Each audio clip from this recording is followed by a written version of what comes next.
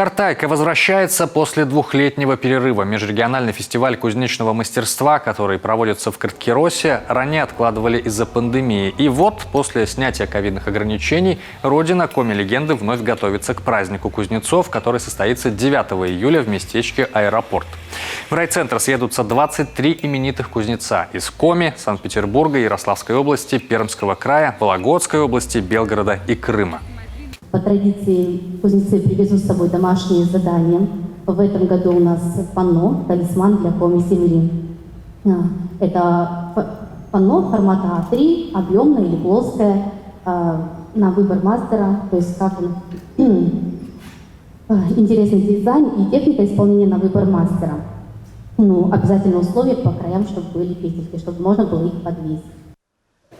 Праздник пройдет с 12 дня до 11 вечера. Организаторы приготовили большую развлекательную программу. Мастер-классы, круглые столы, смотры, конкурсы, выставки. Отдельная зона для детей с аттракционами, ростовыми фигурами, анимацией и бассейном.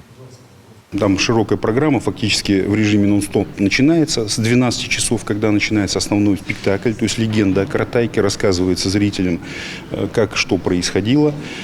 И до 23 часов идет она без перерыва. Вот как раз меняясь разными командами, группами. У нас будет и «Зум» и «Дож», национальная коми-борьба, будет и огненное шоу, будет и кавер-группа из Ярославля. Фестиваль кузнечного мастерства – один из самых массовых праздников Республики Коми. В 2018-м он собрал почти 10 тысяч гостей.